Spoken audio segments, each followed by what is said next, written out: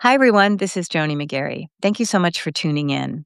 My guest today is Paula Yockel, who is the founder of Mission 503. Paula and I are going to talk about the practice of spreading sewage sludge on your farmland, grazing land, and other lands all around you. This sludge comes from wastewater treatment plants and is being applied to land under a ruling called 503 that was passed in 1993. It is a practice that is toxic, it is affecting public health, and it is something that most people don't know is happening. While it is entirely legal under these rulings, it is deleterious to the land and to your health. What I learned from Paula really alarmed me, and is something that affects all of us, whether we realize it or not. So stay tuned. You're going to want to hear this episode. Before we get to the show, though, I just want to put crowd health on your radar. I recently stopped buying health insurance. It was too expensive. And who wants to deal with these health insurance companies who don't care about you or your health? Fortunately, I found Crowd Health instead. Crowd Health is not insurance, but it's a crowdfunding alternative to it. It's a platform that enables people to fund each other's healthcare expenses, and it does so in a very simple and elegant way. And if you're a member, you also get a suite of tools to help you manage your healthcare costs effectively and efficiently. Here's how it works. You have to be under 65 and relatively healthy. You'll pay a $60 membership fee to be a member, and then once a month, you get an ask to fund another member's healthcare expense. When you join, you will know upfront what the maximum monthly ask will be, so you can budget for it, plan for it. And also, it's a lot less for me than my health insurance premiums were. You can also be very confident that should you have an expense, even a catastrophic expense, the crowd will have your back. They have funded 99.9% of all asks to the crowd in the last 5 years, which is a better track record than most health insurance company. You can join anytime. There are no enrollment periods, and it's easy to figure out if it's for you. Go to joincrowdhealth.com and look at their membership guide, which has no fine print and is a very easy and quick read. If you do join, use the code JONI, JONI, to get a discount on your first 3 months.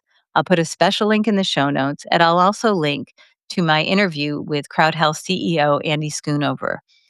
It will illustrate what a terrific consumer focused, right doing company this is. I wanted to ask him for a job when I was done talking to him. It's such a great company. So see if it's for you and see if you can walk away from expensive, inefficient, bloated, broken health insurance. Crowd Health may be the thing for you. Okay, let's get to the show. Paula Yockel, welcome to the show. Thank you so much for joining me here. It's nice to see you. Thank you for inviting me. I'm glad to be here. I was very taken with your story and with this subject, which I knew nothing about until you came to my radar. And so I wanted to share with my guests what Mission 503 is, why it's so vital for everyone to know about the practice of spreading sludge from sewage plants on our farmland. And so, with that, let's just get started on how you came to be concerned about this and what Mission 503 is all about. You bet. Thank you so much. It's pretty simple. When tons and tons of hazardous waste from your sewer plant in your city is dumped next door to your home, you care about it. Our illnesses were pretty immediate. And once we started realizing what was happening, and realized it was sewage being, it's cold treated. That's sort of a safe approach. The treatment is about separating the water from the solids. And this is at the sewage plants across the nation in municipalities.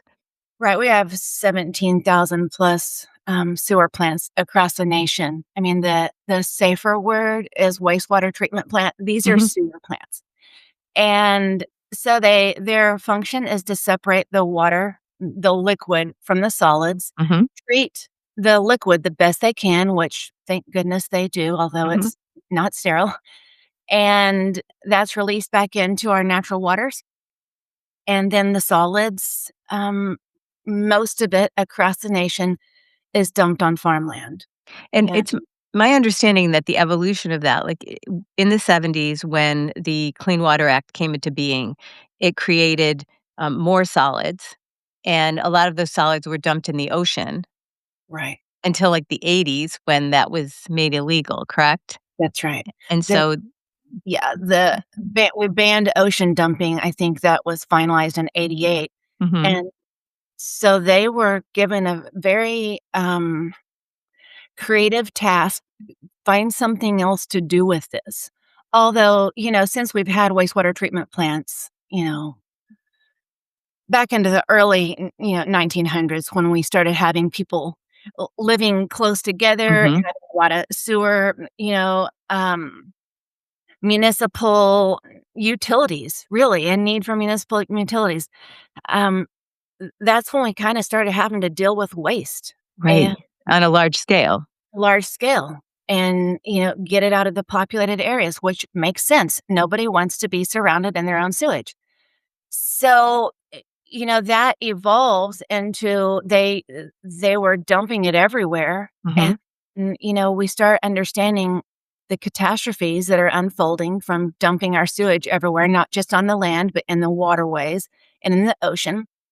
The ocean folks did a fantastic job of defending their case, saying, "This is contaminating the oceans, marine life. We are on a trajectory of a nightmare situation if we don't stop this. They got it stopped from the oceans, although we still pour the effluent, the liquids out of wastewater plants are filling our oceans. It's still not good. mhm. Solids are not dumped in the ocean anymore. So they were given a task, find some way to make lemonade out of this disastrous set of toxic lemons we've got. And so between '88 and '93, the 503 rules were formulated, and we just basically put a different color packaging on the same atrocious material, called it Biosolids, and started promoting it. And my understanding too is that the, um the solids were reclassified as beneficial use products. Right. So it got it out of the toxic waste thing, That's right. and toxic waste requirements that would be put on it if it were going to just go to a landfill. So essentially, what it did was it made a renaming of this, reclassification of it, and then it was being promoted for use on farmlands based on its nutrient rich. And if they had at that time, so that's when this really started in earnest, because we had all this sludge, didn't know what to do with it, and municipalities, it sounded like at that time, they could not be tasked financially with really cleaning this stuff up. Right. Um, And there's no way to clean up sewage, by the way. So, and, y you know, the dilemma we have is the very beginning of, the idea of getting municipal waste out of municipal center where, a populous area is it started being, ditched and funneled out by putting it in clean water supplies mhm, and taking it out of the cities through, just the gravity and letting water carry it away. mhm, We really never thoughtfully said, "Oh, we're gonna have to responsibly deal with the solids.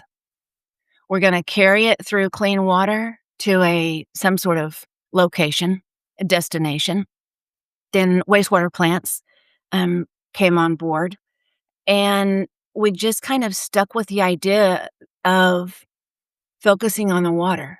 rather than the solids. And so wastewater treatment plants are mechanically engineered to deal with the water, Mhm, and the solids are just sort of the atrocious, condensed whatever's in the culture is the condensed, disastrous material. Everything that goes in the waste stream is then pulled out, and yes, there's nitrogen in it. There's a lot of phosphorus in it. Too much nutrient is also pollution. Just look at algal algal blooms, and we've got they were very successful at rebranding this. mhm, Simple name change to biosolids instead of hazardous waste and, sewage. We just called it a new name, and the efforts were successful because and just the basic facts are our wastewater facilities, our engineering cannot do any better. Yeah, we We don't have the we infrastructure. do not have the infrastructure. And so when you really and it's taken us, we've been in doing this. We moved to our home. I'll get back to your question. We bought our place in 2004 and had no idea. You're not And this is told in Oklahoma. in Northeast Oklahoma County Okay. in Oklahoma City. And so we're right in the center of the state. And Oklahoma City produces about half of our state's sewage. And all of that for a very long time, decades, was dumped in this one particular kind of quadrant of the county. We had no idea. I mean, we had no idea we were buying land that we were going to be surrounded in sewage. And this has been dumped on this property for decades. Well, Or next the place we bought, we researched it. It had never been dumped on where we live, but it but doesn't matter. It's all no, right but near you.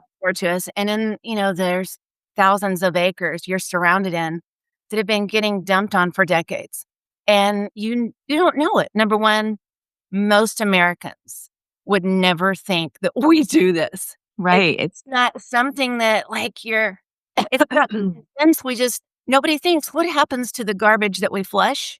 What happens to, what happens to the wastewater?" Mhm. Nobody knows that. Nobody thinks about it. Or if they do, they just would make an assumption, Right. that what comes out of the sewage treatment plants is clean water, and then the solids are churned Responsibility. around or something, and then they're Right. clean, and they would not put something that is not clean on farmland, which is a Right. problem in 2 ways, because when they promulgated this rule in '93, they didn't even know Mm-mm. about the toxins that have since come to light, and then those still have not been addressed. But go on with your story, because I think, again, it's just that it's not that people don't know, but if they did know, they just assume that, of course, it's safe. Well, you make an excellent point because once we moved there, and it was just my husband and I at the time, we didn't have our baby yet. And we started getting freaky weird illnesses pretty soon after we moved there.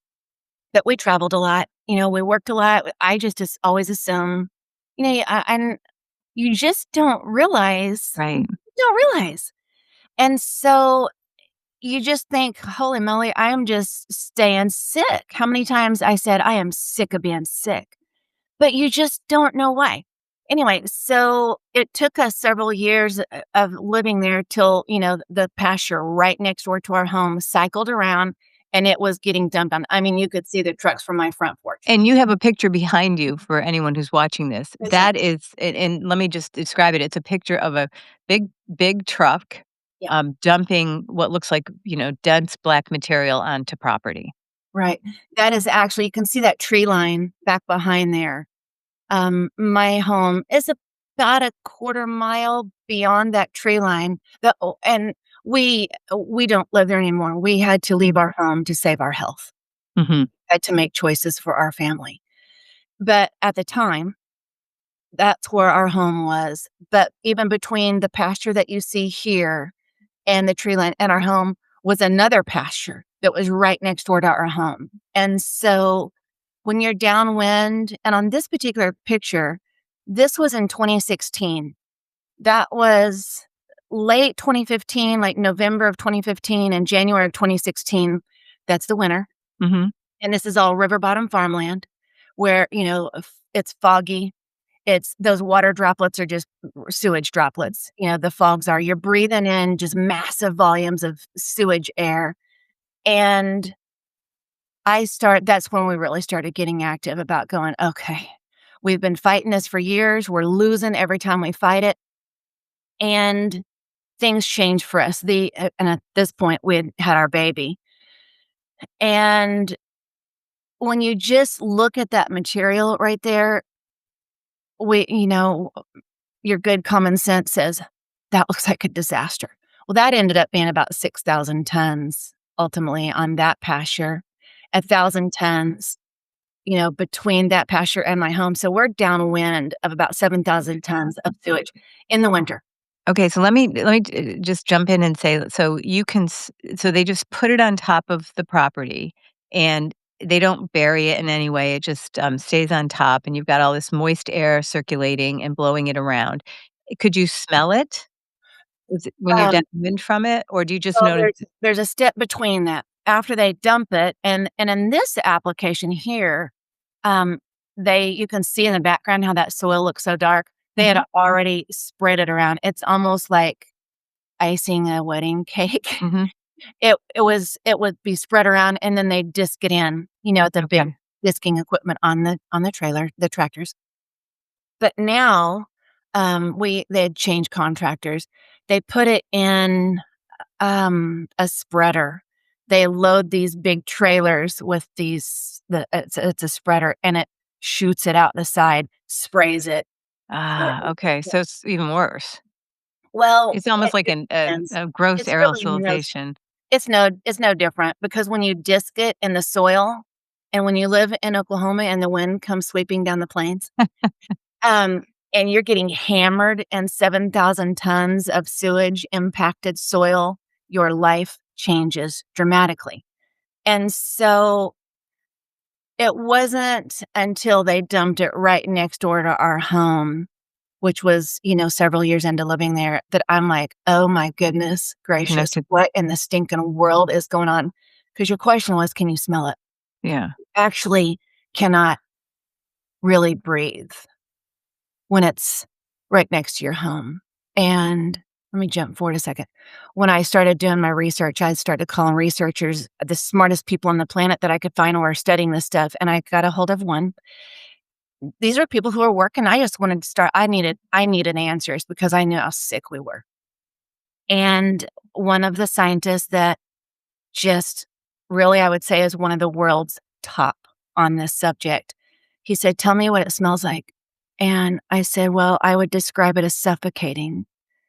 And he said, "Well, you're actually right." And he didn't explain to me why, but my studies and evolved, and it's easy to explain. Ammonia pulls oxygen out of the air. And you truly, when you've got this volume dumped next to your home, it's not just stink. It's a chemical, it's an environment that OSHA would never allow in the workplace, number 1. Mm, And it comes in your home, your HVAC unit, you can't escape it. yeah. The way we escaped it was we'd get hotel rooms, we'd go stay with family until it died down a little. So, in our case, and other families that we eventually got to know would do the same thing. They'd leave their home so they could survive it. Now, And that just stinking fires me up right there, but well, people leave it's their home.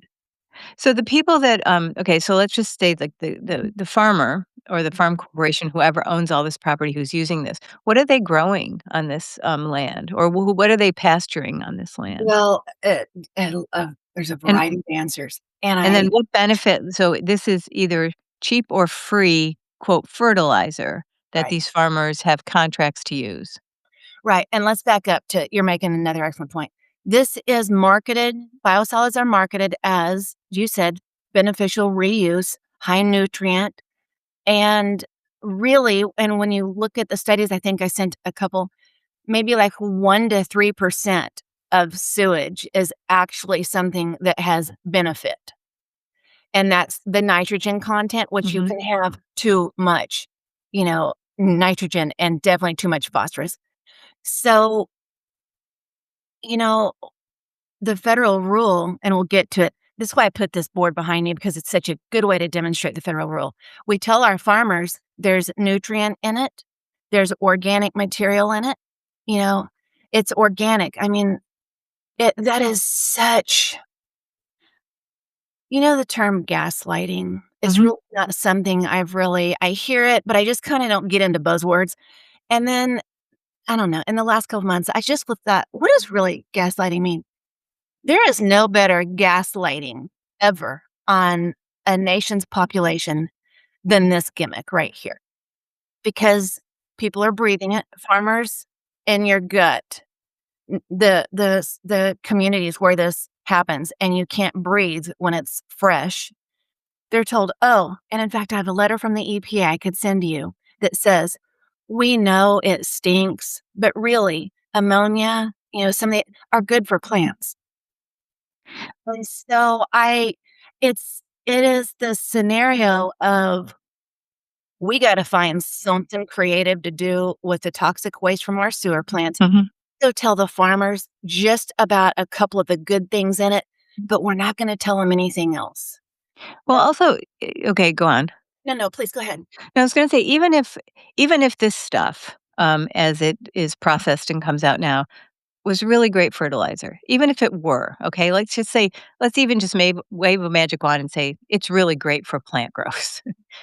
What it what isn't addressed is that it contains a lot of other things Mhm. that have not been dealt with, that are not separated out, that some things cannot be dealt with, like PFAS, which have now like, that wasn't on the radar in '93. So, to me, that's the greater issue is that, even if there is some benefit to using this, you're absolutely right. I mean, this whole scenario was really and I think probably well intended to figure out what can we do with this stuff that's coming out of our municipal treatment plants. We need municipal treatment plants. We need this sewage stuff, but we have to find a place for this that we can't dump it in the ocean anymore. Um, then I think it gets perverted because the standards in the 503 rule of what it can and can't contain, they're really antiquated, right? And so Right, and I appreciate about your approach is the sort of the not the necessarily trusting good intentions. There the intentions were solely, "We gotta find something to do with this." I don't believe they were malicious or mhm, that thought out. It was just it was expedient. lazy it was expedient, and it was sort of a lazy solution Mm, because they had, a couple years to figure out how to deal with massive volumes of toxic waste.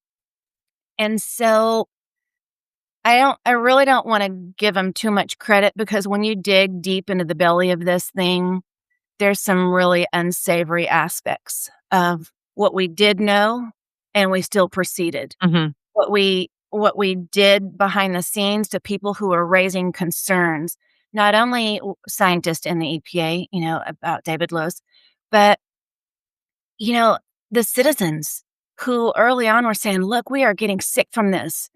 And, those with very sick children and some whose children who got tangled up in this with that have passed. But these people were threatened. They were harassed into silence. And so being a mama, I'm I am one of those kind of, and I'm sure most mamas are, sort of that fiercely protective mom. mhm, Sees something that is carelessly turning a blind eye to exposing people to what we know is harmful. Just the being willing to to expose people, regardless of what you can prove on cause and effect. Set mhm, that aside. But being willing to put this material out amongst people, and then whenever they're saying, "Look, we're getting sick from it," punishing them for right, raising their voice. I struggle with that. So, as we began studying this, I mean, as we fought it for years, and we lose, although they did tell us because I'm a pretty persistent person, and I'm not a noisemaker. I I just wanna stick to the facts, but the facts were at the time, and I hadn't done any research except what I could read and what I knew to be true based on being a perceptive person and caring about my family, was making us sick. And so in 2011, they said, "You know what? We won't do this again next to your home." I thought, as long as I didn't do it next to my home, then that would be fine. who said we won't? The farmer, the private property owner, or No, com the contractor of our city had agreed with me to not dump next to our home again. And, people change jobs and agreements are forgotten. And then so in 2015 and 16, they had forgotten their agreement with us and dumped massive volumes next to our home. And so not only were we very sick, I mean, I was angry. That's a bad combination. Mm. And so I just decided it was time to get some more facts because I knew at that point we bought our place in 2004. And at this point, we'd been living it 12 years on and off and losing every time we try and fight it. And so we just asked for samples and said, I know it's just fertilizer, but I'd kind of like to verify that, please. And And they provided the samples. no, well, they gave permission and they said, well, we're not going to let you have samples, but if you have a lab that is approved through, our DEQ, we'll let you send in um, the lab to the wastewater treatment plant and get samples right out of the sludge pit where they're going to haul it to the farmland. So it's ready to go, ready to haul, and that's where you Right. sampled. So they can't argue that it wasn't fully processed. This stuff That's is right. ready to ship. And that my samples weren't legally obtained. I have chain of custody of everything, and it's all on my Mhm. website. So I mean, we're just about putting facts and full disclosure. And so And just before you get more into what the samples showed, at that time, their argument, or the people who are dealing with the sludge, the municipality and then the private contractor who picks it up and then, you know, gets it to these farmlands, right. um, they might make the argument that this is all completely legal Okay. per the regulation, because the regulation only accounts for certain con contaminants. Right. Talk a little bit about that, the legality of it, like it's That's perfectly right. legal, and then where's the gap to what's Right. legal and what's safe? Can you tell us a little bit more about that? That's a great question. Um, and you're absolutely right. So, and I want to back up one second. Not only are our farmers misled by this federal rule, our leaders across the nation are trusting an untrustworthy federal rule. Think about that. It says, look, as long as we meet the standards of the federal rule, this stuff is ready to go to the farmland. And are we elect these officials into city councils, or we elect them to state positions? They follow the rules, and we're off to the races. So tell me about what those rules are for 503. See this presentation board here.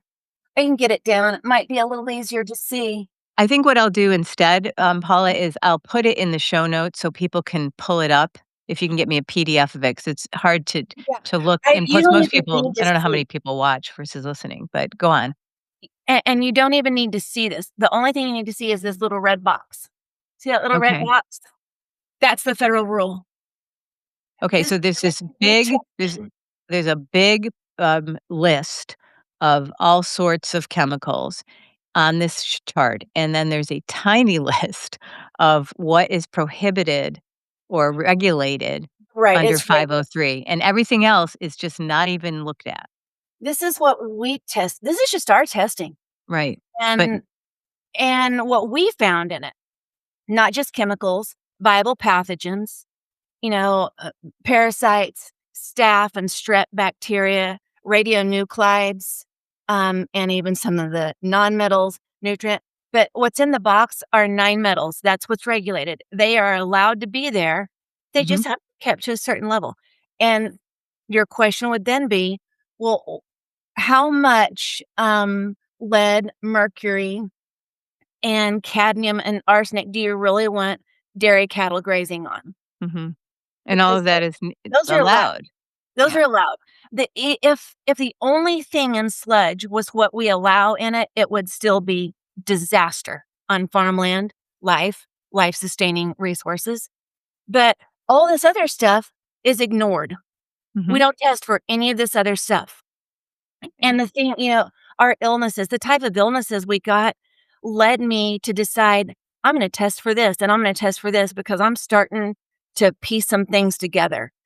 And folks get massive MRSA infections when you're close to this. These drug resistant infections are a disaster on life. And we were so fortunate to do some antibiotic resistant testing of soil right after sludge is applied and retest the same soil 30 days later. we have the worst antibiotic resistant pathogens still growing on this material 30 days after it's on the soil.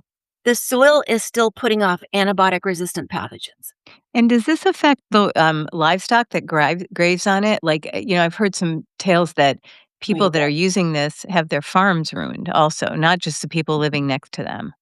Oh, right. I mean, and oftentimes the farmers don't live on these lands. They are leasing them for farming. And so they don't live there. A lot of them do live on their lands. And yes, it makes them sick too. But, oh, go ahead. No, so you found all of these other things in your testing. Oh, Um, question was, yeah. what about the animals? Let me give you one example. Cryptosporidium. That's a zoonotic illness. It came very close to taking my life. And Cryptosporidium. Cryptosporidium, and cattle are eating it. I have a friend who is a lifelong farmer. I mean, he is as farmer as it gets. He's had to put down he's had to put down several cattle that he bought from farms that were grazing on this because the illness when you eat Cryptosporidium, when you're a cow and you're eating, y you you don't survive it very well, and then you have to be destroyed because you're full of crypto. And the dairy And farms so oh, go ahead. no, go and finish that because Maine has banned this. Yeah. Well, Maine, you know, it's because the PFAS and the dairies, I mean, their herds were having to be if their herds weren't suffering and dying, they're having to be slaughtered because their So milk was not full. uh, before we get into the PFAS, just go back to the Cryptosporidium. How did you contract that just from living next to it? So it was airborne? Cryptosporidium becomes airborne. It's a waterborne disease, and remember, when you have rains, humidities, fogs, these are microscopic organisms. And Mhm. disease, as we all know why you don't want someone sneezing on you, disease is carried in water. Right. And, when fogs and rains and humidities happen, it's basically sewage fields sneezing on you when you live next door to it. It travels in Uh, the air. And so when I was power washing the outside of our home, my sidewalk, and, my propane tank, and you live in the country, we were on propane, and your tank mhm. gets that gray muck stuff on it. I was power washing my propane tank, not knowing at all what had accumulated and Yeah. grown in that propane tank, and so I'm power washing it, splattering it all over myself. Not only am I splattering it and it's, you know what happens when you power wash a cylinder, it's going in all directions, but I was breathing the mist. I was I breathing the see. mist that contained not only Cryptosporidium, I also got rotavirus at the same time, and then my face got covered Oh in gosh. herpes. If you can only imagine having hideous sewage parasites from your city's sewage trying to kill you from the inside out and rotavirus, having those 2 things, I was really walking death at that time, That and sounds dreadful. dreadful, nightmarish. I mean, I was having to sleep with the lights on because when you can lay in bed and you actually Cryptosporidium, although it's microscopic, and generally people drink it, it's waterborne. It's a sewage indicator illness, and, it's waterborne, and so it's usually just in a water supply, and so people drink it, stays contained to the GI system. You are sick, hideous for a while, but it works its Mhm. way out. Mhm. But when you Mhm. breathe it and it's in your lungs and your bloodstream, things change.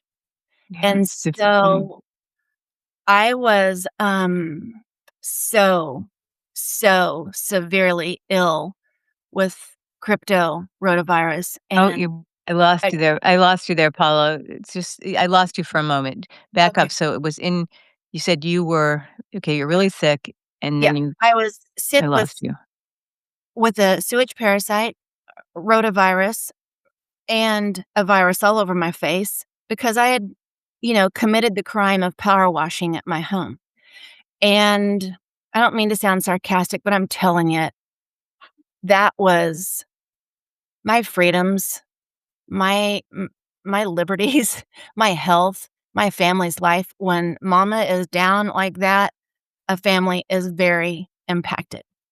So I at that point, I was had started my research, and I got a hold of one of the top researchers that had been working with me, and I said, "You won't stinking believe what I have."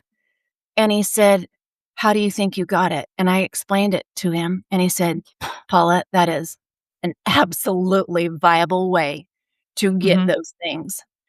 And so I said, "We need to test it. We gotta prove this out because I'm suspicious this is how I got it." Because, I mean, I hadn't been doing anything else that would have caused that. Mhm. Mhm. And Or so those 3 things all together, sure. And this is when you decided to take samples. and so we had already gotten sludge samples from the wastewater treatment plant. We then were connected to, the right lab who had right certifications to not only test my body, my clinical specimen that was at the hospital even got involved. They were so stinking furious at what I was Hmm. telling that they were willing to release a sample. I probably shouldn't say that because I'm gonna protect these people, you know, fiercely, but they allowed me to have my sample, and we shipped it all to the same lab, and we collected scrapings off the off of my propane tank, Mhm. and they have all the common genetics. What these were DNA samples and RNA Mhm. sampling, and Mhm. we did. And you can find all those organisms in all those places. My propane tank also had norovirus on it. I mean, And when you're these matched the those yeah. samples matched what you also found in the sludge. Oh, sure. Oh, yeah. Sludge Okay, yeah, is wow. wretched full of these things. I mean, and in those here's the kicker for me. When you look in those historical records, I think I sent you a couple, but you dig deep into this is not a surprise. Mm, Early people who said, no, we should not be doing this. This is going to be so full of pathogens. You cannot treat pathogens out of this, no matter what classification you're going to call this sewage. You're not going to get all the pathogens out of it." And we still proceeded, but mhm, nobody challenge it. Nobody, we just believe what we're told because, you know, we're being told it by our agencies who are their mission is to protect public right. health and the environment. And so when you're me, a trusting citizen, I believed them. And Well, until your first rodeo, and then after that, you yeah, and question everything, but it's true, I mean, we wanna, trust the people that who have been put in a position to make our lives safer. right. Um, And I'm really yeah, one of those. We're really not, we're not looking for something to make noise about. We're not looking to like just be a deal. But our first rodeo was multiple years of this. yeah, And when it came so close to taking my life, we almost we could have really lost my son at his birth because of the placenta abruption, which by the way is not uncommon in the zip code where I lived. We studied all the health records. We studied it down to the publicly available hospital discharge records, and I know the health of the community and what's on my website. yeah, you do a comparison between the health of people who are living in your community next to or in, proximity to Good. this In my practice, Yeah, and because then people who are not, and well, my analysis was my zip code versus the rest of the state. I see. And so actually The results in my zip code are very conservative because this happens across the state, and we didn't pull all that data out. Now, we did run some models where it did pull the data out, and I will tell you this, we, use SAT-SCAN, which I think Cancer Society uses, a couple really trusted, entities use this software. We ran it through the SAT-SCAN model. This zip code has problems, but it was the analysis we reported because we were able to show it in one graph, multiple diagnoses at one time, just to say, "Look, this community has had sewage dumped in it from hazardous waste from the sewer plant. It's Mhm. already been through whatever's gonna happen at the sewer plant. It's considered federally ready to go to the farmland. It's legal. It's legal." Um, they've been getting this for 40 years. At the time of the hospital records, 30, 35 years that had been happening there. But, to date, they're over 40 years in this community, and you can't expose people to massive amounts of vapors and gases. I'd love to show you one. This particular graph speaks to me so much because it describes when someone says, "What does it smell like?" Well, it's impossible to describe. It's like decaying toxic death is a very good way to describe it because everybody's smelled putrid decay. Mhm. Even if it's one mouse in your garage, for example. Yeah. Nobody wants that, but take that times the magnitude of infinity, and it's impossible to describe. But when you just look at the organic compounds that come off of this material, not a single one of them is regulated. Nobody talks about it. We just say stuff stinks. But these are actually neurotoxins. These are cardiotoxins. These are endocrine disruptors. These are gender disruptors. These are mutagens, teratogens, you name it. And you found all of this in All of it legal sludge in legal sludge that met all of the standards of the 1993 ruling, that's still the rule of the land that we right? do across the nation. Okay, I can pull this graph up real quick, but I can send it to you, and you can just pop it up if you I'm want good. to. I'm gonna put it in the show notes so that as people, people can reference it. Uh, Okay, and and so this is you just if you just look at those spikes, every single one of them is a different organic compound. That's less than an hour of a study, less than 1 hour of of the airspace the airspace. Yep. over the, property on that this stuff has been spread on.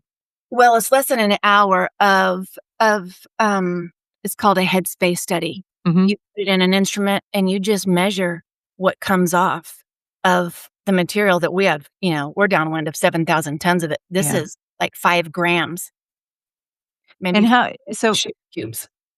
okay, so only 2 states have banned this practice, Maine and Connecticut. In Right, all of the rest of the country, this it sounds like that has, farmland, this practice is being done. right. Um, and do you have any idea, is most of the farmland affected, some of it? How many millions of tons are spread per year, on these properties? From 2 different there's so many multiple sources, let me just pull from sources. There's some really excellent industry data, and I've gotta give them credit. I don't agree with them on anything, but I gotta give them credit. It's called the National Biosolids Data Project, that Ned Beecher had done. It's really beautiful work on inventorying sludge practices by state. And I mean, you can pull up their website. They did exceptional work. I mean, their website's gonna tell you how great this is. I believe the evidence says otherwise. But you can look at their data, the EPA is the regulatory entity for 41 states. And so 9 states don't report in to the EPA. So their data is a little shallow. But those And they states don't report in because they've been granted the authority to manage this on their own. to permit, Okay, and yeah. But they still have to, at a minimum, follow the federal rule. right. And So, I I think the conservative estimate is probably 25 to 30 million tons would be land applied annually, wet tons. This is another very important distinction. And I feel like just be the way that it's reported in industry, municipal, EPA is always in dry tons because there's different moisture content of sludge based on your processes. And Mhm, dry tons is kind of a way to create an apples to apples scenario on volume. mhm. It really is also, I would call it a disguise of reality because as you can see back there, that's not dry. It doesn't look very dry to me. That's like atrocious brownie batter, Mhm. and it's about, I would say conservatively, it's about 25%, solids, and so, I mean, it ranges, based on, again, wastewater treatment plant, processes, classification, you're gonna have a different moisture content. And so when I apply a very conservative 25% solids to reported numbers, you're going to get to somewhere between 25 and 35 million tons annually that is put on about a 18 to 20% of our nation's agricultural farmland. Now, does all of that farmland get that every year? It depends on state. A lot of places jump around and, you go, this farm, will get it this 6 months. That farm's going to get it in another 6 months. You know, this thing is like chasing a phantom because it's very elusive to know where and when and where they're going. But, we say it's because of what crop's going to be grown and, the harvesting and the it's not. It's about what pastures can we say are ready for their next load of sewage. That's 'Cause that there's some there are some guidelines as to, like, how long you can how long you have to wait, but it doesn't to me, it doesn't really matter because some of the chemicals that are of concern don't change in Yeah. any kind of waiting period or from year to year or whether you do something once in 5 years or whatever, because you have these forever chemicals now that Yes. are in this, PFAS, polyfluoral, um, alkyls. Yes. Okay, and these, and stop me if I'm wrong here. These have been around since like the 1930s when Teflon was invented, and they've become increasingly common in industrial and military and all sorts of applications, pharmaceutical, cosmetics. We're loaded with these things, We're and loaded. Mm. and in 1993, when this expedient method of this disposal of this sludge was put into federal law, those things weren't even on the radar. And they've since come on the radar, but nothing has been done to deal with them. And it's my understanding that they cannot even be dealt with at scale at this point. There might be laboratory methods that might work to destroy them, but nothing has been scaled. So, in addition to all of the toxins you're talking about, which are incredibly alarming, the pathogens that are not tested for and not destroyed, especially in this Class B fertilizer that's dumped on these large tracts of land. There are also these forever chemicals that is not even in the regulation. And we don't have infrastructure to deal with either of those at this time. Is that correct? Right. And you just raised some more excellent points. Let's back up just a second. PFAS, yes, are forever chemicals. So is dioxin, which is also not and we have over 140 species isn't the right word, but it's easier to say. They're called congeners of dioxin. I mean, dioxin is among the most toxic substances known to mankind, and our sludge is full of dioxin. Most sludge is going to be full of dioxin. It's not tested or measured in anywhere. PFAS are not. And some interesting things about PFAS are this. Um, Number one, it's well established amongst regulatory entities, the scientific community. There is no safe level of PFAS exposure, and so You know what's interesting to me about PFAS also right now is it is really, successfully being integrated into national dialogue, but in a very interesting way. We're now going after all, paper plates and toilet paper, and the reason it's in national conversation is because what's happened in Maine and Michigan, and what's happened in Maine and Michigan is because a result of dumping our nation's sewage on farmland. And so we didn't get to the PFAS conversation because of paper plates. We got to the PFAS conversation nationally because we have, dairy farmers losing their livelihoods and their herds because the impact from our sewage disposal practices. And Tell me a little bit more about that with the PFAS angle. So these cattle are grazing on these lands that have had sewage sludge dumped on them, and the PFAS in there are getting ingested by the cattle. Is that right, the right. long and the short of it? And PFAS chemicals, same with dioxin. Chemicals like this, even in the human body, um, accumulate in fatty tissues, and they are released from the human body in milk, for example. And so when the cattle are taking this in, and there's going to be, depending upon your source inputs, your waste stream, the industry, the amount of PFAS is going to vary, Hmm. you know, from even from wastewater plant to wastewater plant. But when you're in an area where there is a high input, your waste stream as industry where you're putting off more PFAS, I mean, which was the case in Maine, their levels are significant. And when you have your cattle grazing on pastures or the groundwater or even, stream water is impaired by runoff. When your cattle are taking in PFAS, to some degree, you have cattle dying and suffering. Especially in Johnson County, is it the same thing in Texas? Those people are, those farmers are suffering down there, losing their livelihoods. Just fires you up. It's very similar to Maine. And so PFAS, there's no way to get rid of it from sludge. It is going to be there.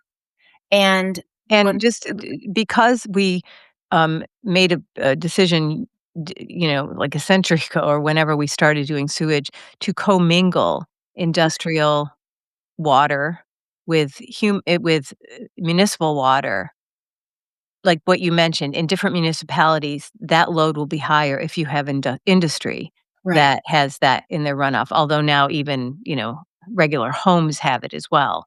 Oh, yeah. So there's And no there's no there's safe all level. There's no commingled. safe level. So, Right. and another thing about PFAS. So we just regulated it in drinking water to 4 parts per trillion in for And PFOA. okay, so when was that done? What that was When you said we just like early this last year? early Okay. last year, At the late 20. federal level? Yes. Okay. So there's an MCL now on PFOA, and it's 4 parts per trillion. Okay. And just for example, Oklahoma City, when I tested, soil, heavily sludged soil, it had 75,000 parts per trillion of all PFAS combined. And topsoil becomes dust you breathe. So there's just this gap of number one, there's no safe level. Number two, we care about it enough to regulate it in drinking water. Number three, we know it's in sludge everywhere. PFOS is probably going to be in 100% of sludge samples. And we know it's everywhere, but we're still calling this stuff fertilizer. Mhm. And and then let's take it a step further in Maine. So Maine, these people are doing the right thing, saying we got to stop land applying this. And so when did they make that decision? Was it in, like, 2023, 2020? It was a couple years ago, right? It was a couple years ago. Yeah, and I'm sorry I don't have it right in Oh, front that's of me, okay, but because I read a it little bit was about it, and it sounded like they did the right thing and said, "We're not gonna do this anymore," and then it sent the state into a crisis situation because then they had to landfill this stuff, well, and not only landfill they can't do it. not only landfill, which their landfill is reaching capacity, Uh-huh. but they initially started dumping in Canada. I mean, Canada dumps their sludge too. By the way, this is a global problem. Well, I This is imagine not so a because US there's problem. global human waste everywhere. That's right. And so, you know, Maine, and this is not a criticism of them, these people are like, "Okay, we're stopping this, but we still have these wastewater treatment plants produce." Wastewater treatment plants are the gastrointestinal system of the nation, Yes, well put. a and you can't clog up the GI system of the nation. These plants have to keep running. Those trucks have to keep running. You can't just accumulate massive volumes of sludge at the sewer plant. It's Right. gotta go. Move it out. And so and by the way, the industry is following the contracts that they've been given. You know, we have a federal rule saying do this, and that is the drum that everyone is marching to. Right, because So in these industries who are now contractors to the municipalities, excuse me, they are making profit on this. I huge. mean, they're in business to do it, and they're operating entirely legally. Legally, I they're doing a service. Legally, they're doing a service, and then my guess is they're probably also lobbying Oh, you bet. lawmakers to keep the rules as close to the '93 ruling as possible so that they don't have to jump through more hoops. Would that be That's fair? And the um, municipalities can't afford to. right. And by the way, I mean, wastewater treatment plants are state level, municipal level, and this is a federal rule that has kind of strapped this problem on everyone. And so the cost should not be at the municipal level to fix this, in my opinion. But take Maine a little further. So they had Yeah. to start dumping in Canada. They had to move their sewage. Everybody has to move their sewage. And so and then I don't know the specifics. They may have stopped hauling to Canada, but then began hauling to other jurisdictions and putting more Mhm. in their landfill. They're reaching capacity on landfill. But And it's very expensive to, like, put it on a truck and send it to Canada or Ohio as well, not to mention that it just puts the problem in somebody else's it's backyard. just moving the problem. It is landfilling is not a solution, comma, Yeah. however, we have to see this as an iterative solution. Number 1, we gotta stop dumping it next door to schools and homes and on top of critical groundwater supplies. Oklahoma City, we are dumping all of the sewage on top of a 3,000 square mile critical aquifer that people are relying on for groundwater, and it shows. So, that's a problem. That's I mean, we rarely even talk about that because the aerosols are what's making people immediately sick, but groundwater is a problem. But let's say I mean, this PFAS thing, now that everybody is aware and scared of PFAS, and they should be, Mhm. there's legislation across the nation starting to happen to regulate PFAS, um, at least if, test PFAS, regulate it, you have to have a certain amount or nothing higher for it to be land applied. There's no safe amount of PFAS. You cannot get it out. There's no safe amount of exposure. And so even testing and regulating, if PFAS never existed, we still have a major problem with Right. sludge. Okay. So, but what has happened is we've twisted this PFAS conversation into it being about paper plates and I'm not saying we should have PFAS on there, but we've turned this into an attack on industry instead of an attack on what really did in the farmers in Maine and Johnson County, Texas, and Michigan, and I think in Colorado's battling. I mean, It's from our sewage disposal practices, but we've twisted it into this other message that's more convenient because Mhm. it's not attacking sewage disposal. But Because if here's you the deal. did, you'd have to address the enormous infrastructure problem That's of right. managing all of this human and industrial waste. So take that thought right there. We put about this is an average. I'm going to say 60 to 65% of our nation's sewage sludge is land applied. About 25% is landfilled. The rest is a hodgepodge of other stuff, Mhm. and none of it's good. And if if the legislation across the nation where people are wanting to ban it, and I understand we need to ban this, it needs to not be allowable. But guess what happens? We then want to landfill it. Imagine taking, let's say, 60% of the nation's sewage, and then start landfilling all of it. Do you Because want to it's know not gonna go away just how 'cause yeah, you're those not gonna go those ahead, I'm landfills sorry. are going to reach capacity in no time, and then Right. we are in a real pickle then because we've just acknowledged we can no longer dump this on the ground. When we really understand what we're doing, um, this will prove to be the greatest hoax on the American people ever. Is this little practice right here? And this is a public health situation. This Of isn't, it's course. regulated as agriculture. It's, in state legislation, it always goes to the agriculture committee and they always make it sound okay. No, this is a public health crisis for our nation because we do this everywhere and it makes people sick. So we have to go, what's really at the root of the problem? What is really at the root of the problem? Number one, our infrastructure um, can't do anything better with this stuff. Number two, we have a federal rule that is disguising, camouflaging, kind of trying to make toxic lemonade out of toxic lemons and saying this stuff is fertilizer. Meanwhile, we are chasing down saying we want to remove every toxin from our environment. We want to, get rid of mercury out of baby formula. We have a new thing that we hate microplastics. Well, by the way, we're putting all of this stuff out where we grow food, we graze cattle, we put it on rangeland, pasture land. But we put it next door to schools and homes where millions of Americans live, and this is their problem.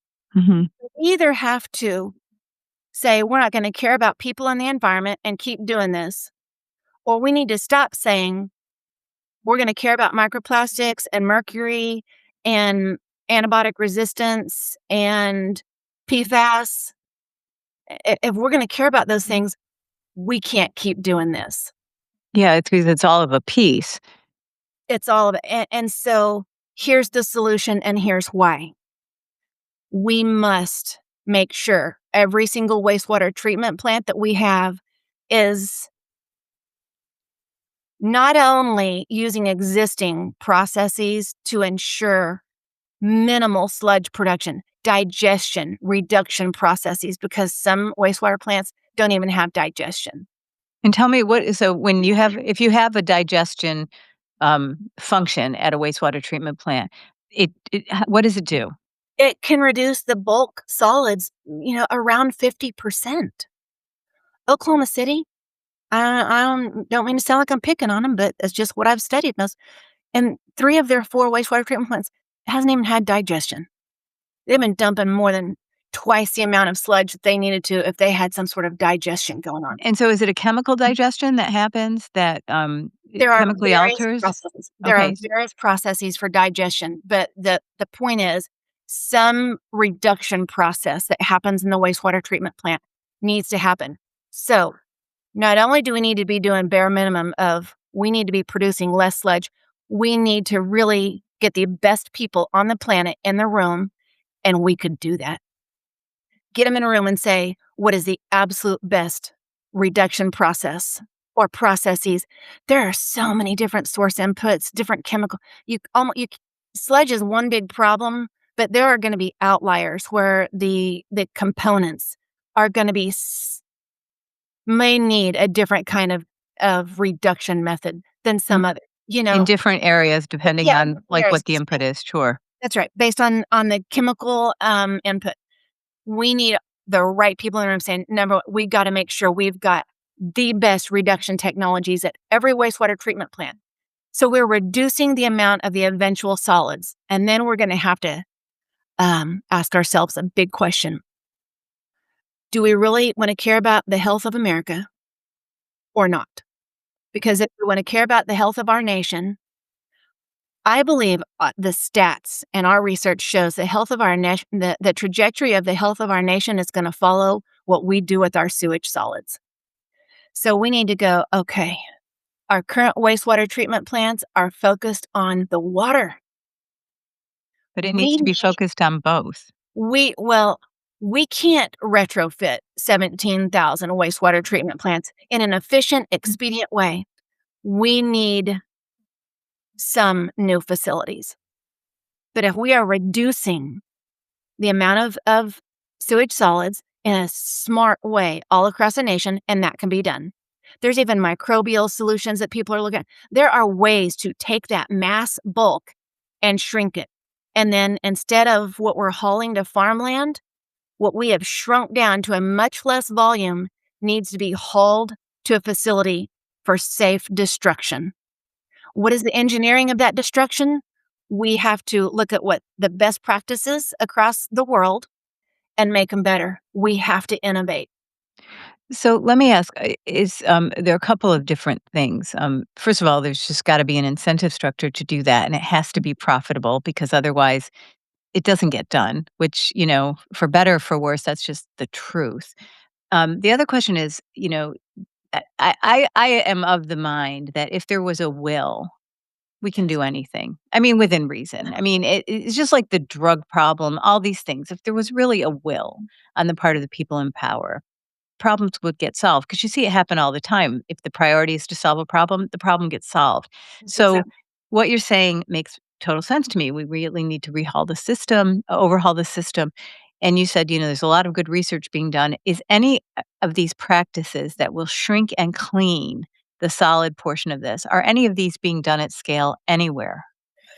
Is there a pilot program that says, look, here's what we're doing, this is what works? I would say the best answer is there are bits and pieces around the globe. And I understand Japan has some pretty innovative processes. Germany is working on some pretty innovative processes. Switzerland, I think the Netherlands. There are there are countries who are really caring about this in the way that it should. But I I am not an engineer. I am never gonna say I absolutely have the answer I do have confidence in, and I am gonna be saying it until we get it done, is we have to have infrastructure dedicated to sewage solids. Now, what's the engineering at those places? We have to have the planet's best. I mean, we have some of the greatest innovators here in the nation. Just think about it. If we can create Neuralink, if we can have a goal of inhabiting Mars, come on. Can we That's not safely get rid of our sewage? And because 'cause I'm with you. If we care about this, we can do it. so what Go ahead. I don't think we're that far off. We just, number 1, as a nation, have no idea we're doing this. Even in the communities who live it, they're told it's safe. They have no idea why their grandchildren haven't made it from kidney cancer at age 14 or 16. They have no idea why their risk of birth defects of the limbs are 306% greater than a community without. Why their risk of bone cancer over 700% greater. Myeloid leukemia, lung, heart disease, you name it, infections. We got to spend another episode and just go through the health data, Joni, Mhm. No, I because think that'd be great. I'm telling you, the data's there. The common sense concern has always been there, even in the historical documents. But we're the first family ever to live it, fight it, study it, bring in the best scientists on the planet because they were just they believed me when I said we're sick. Mhm.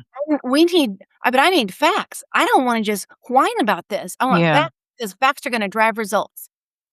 And I want to understand what the root of the problem is. The ultimate root of the problem is our infrastructure is not mechanically engineered to deal with sewage solids. And we got a federal rule that's disguising that. Those two things to me can be fixed. And this is why, Joni, in all my work, in my founding of our nonprofit and the research I put out there, I don't really spend 1 second on the ugly belly of this thing, that we knew it, that we were careless and we didn't care what we were doing. That doesn't get me to results. Right, that ship has sailed. That ship has sailed. I'm not about pointing fingers even at the industry, because guess what? And you made such a great point a minute ago. If the industry would come on board, and we're going to have to invite them, and I want to invite them. They're a partner in this. I want them to be a partner in this. Let me say that. They're going to have to help us engineer and build some new solid treatment plants. Mhm. They're going to make more money if they'll stop dumping sludge. Well, see, Than- that's gonna have to be the incentive, and, um, and I'm because telling yeah, you, the and model if is that there. can be built into it, That um the model is there. The financial model is there. Think about it. I kind of see it as just 2 tiers. Here's the first tier of 17,000 wastewater treatment plants. We need another tier. And I'm not saying we need 17,000 more. This would almost, so remember, so 17,000, we need to reduce the volume of solids Mhm. in the most incredibly efficient way. Then those solids would go to this next tier, almost like, looks like a tournament bracket. You Right. need fewer, Right. a lot fewer of them, because we're going to Hmm. produce less solids, but we need some destinations so that those trucks that you see back there, instead of dumping by a home where the Or on a harvest playground or in a golf course where that, I mean, we sampled soil 50 paces from a playground full of dioxin and mercury. I mean, this still gets, I mean, I've been in this so long and it gets me so fired up because you can see it in children when they are chronically exposed in hundreds of acres surrounding their little school, and they look like little zombies because they're dark circles under their eyes, and they're held back and they flunk grades because of chronic absenteeism. These are people's lives. yeah. What, they have to forfeit a little softball game because the team is too sick. These are real stories. And, I tell myself every time I do an interview, I am not going to get teared up. Well, But I'm it's hard telling not you, to.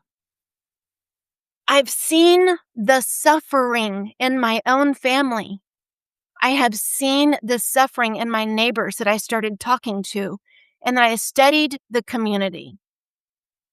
And I had people coming out of the woodwork, tracking me down saying, I'm sick. No one believes me. I had a young lady track me down after we started getting in 2016. She had been keeping a list in the neighborhood of all the sick people. And she said, no one believes me. They think I'm crazy. And I know we're all sick. I said, guess what? I believe you.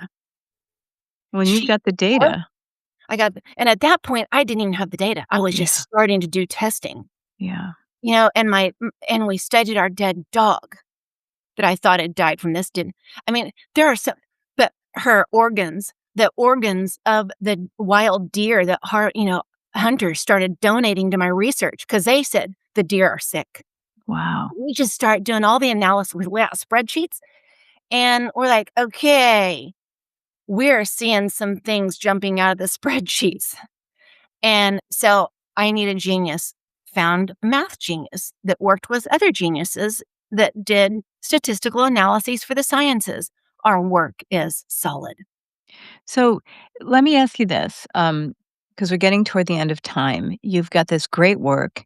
You have you have a proposed solution, or at least something that can move us toward um, starting to ameliorate this Yeah, problem that that's right. has to be done, a path forward. What are the next steps? What can people do to learn more about this and to um, push this mission forward, either locally or at a higher level? Tell us how people can get involved. Several ways. Number one, and I think this is such a critical component of this, our work has zero politics in it. I It's do not not. political, right? Yeah, it's not a left right issue. No. Our public health, I there's not 1 ounce of politics in this. And so when I say this, I put out a video to President Trump, and I said, "We need a meeting. We need a meeting," because our going the legislative route, I've had so many meetings with legislative levels and elected officials. Nobody touches this. Nobody touches this. And I mean, remember, we got a federal rule that says this is a good idea and it's serving everybody's budget and it's convenient and expedient. And, heaven forbid we admit that we've been making Americans sick. I need a meeting with the president to lay out facts and solutions because it's going to take some disruption to get this done. And in that meeting, we also have to lay out the financial model that says, look, the people who are protecting this would actually probably make a lot more money because we're going to need another tier of infrastructure. And we are probably not that far off of the technologies, of getting to the technologies, but we are resistant to even the need for it. So I need people's help sharing. We need national awareness. I mean, on my website, I yes, some donations would help me share because we're getting ready to go on a major public awareness initiative. Pretty excited about it. When we're ready, I'd love to connect with you offline and let you know what we're doing. Yes, please do. Um, but when the people know, this is when this will be solved. The number one thing I need is people grabbing onto this, blasting it everywhere they can, and say, do you know what we do with the toxic waste from our sewer plants? And in short order, I'm going to have some very helpful tools that people can pass around on their social media. That would be great. And so, in fact, my website right now is under reconstruction. Mhm. It's going to be so awesome. I almost fell out of my chair when I saw what the new designer had done. Our whole mission is providing a tool where everybody can unite on this and we can achieve national awareness because that is when, guess what? Only when politicians, not cracking on them, but this is how they work. When the people tell them what to care about, that's when they're going to care about. Well, yeah, they just want to get reelected. And so when the people say, dear state and federal level, representative and senators, it's time you care about this to a degree that protects us. There's all sorts of boxes being checked on legislative maneuvers right now. Let's just not grow, human consumed food in it, but keep dumping it next to the middle school. That's what's happening in Oklahoma right now. Right. That's not protecting anybody, people. And so awareness. So Mhm. we've put out a video to President Trump. I need that meeting. I need that meeting. There's no politics. I need to help him see the most succinct plan, the most succinct set of facts of what we're doing and how it's harming us. The most succinct plan of what we need to do to get to where we need to be. I need help with that. I need help with public awareness. I also have t-shirts. You can buy my t-shirt. That And this people is all on your website, go Mission on my website. This is a walking billboard. I need people in my shirts. I need help raising awareness because as soon as people know what we're doing, this is when it will stop. I believe. I just I just still, maybe I'm naive, but I trust. I trust in the good humanity and common sense of the American people. I trust us. There are more people like us than those who don't want to fix this. Mhm. Okay. No, I think And you're right. I think public awareness is the way. is the Um, way. It is the only way. I've been so many other routes. We've been living this since 2004, but I've been started my research at the end of 2015. We are 11 years in and we're yeah. just getting started. Cuz now I have a toolbox that, by the way, is all fact, no noise. Mhm. So if somebody goes to your website, which is mission503.org, Yep. especially when it flips to your new website, all of these tools will be there to help. Is there anywhere else that people can find you? And I'm going to link to the specific documents you were talking about, particularly the study on illness in your county versus statewide, because that was interesting to me. Yeah, all Um, you have to look is at the black dots. Where are the black dots on that graph? The graph yeah, in one image tells it all. right. And so on my website, there's a get informed page Mhm. where, you find the graph and there's like some little resource categories. You can open up those categories and I have basically built a little library of so many facts, not just our own work, but our own work is there, but trusted science, Mhm. verifiable research, verifiable history, it's all there. So, and then on our get involved page, that's where there's just simple ways. These ways are simple, but wow, are they meaningful? Okay. So, and there are so many places that care about this, entities across. Oh, and where can you find us?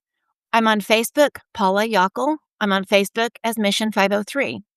Okay. We're on X as Mission 503.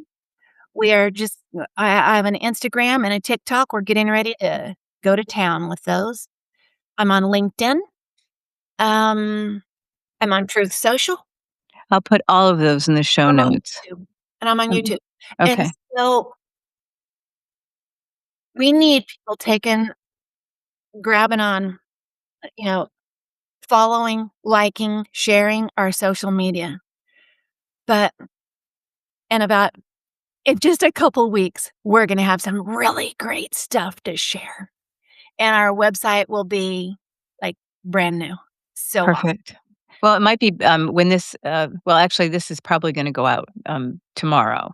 So, we can just do an update in a couple weeks and just, like, in through notes with this, we'll, remind people that your new website will be live. So, that That would would be be great. wonderful. That'd be we're really we wanna be the hub. There are people fighting this, community groups all around the nation, and they fight it and they lose, and I'm done with them losing. If we all come together, if we all come together and we're all sharing people are afraid to even speak up. Nobody Yeah. believes these people that they're sick. Nobody believes them, and I believe them. The data supports them. Mhm. We just have to say with common sense, do you really want our nation's toxic waste from our sewer plants dumped by people's homes where millions of Americans live in rural communities?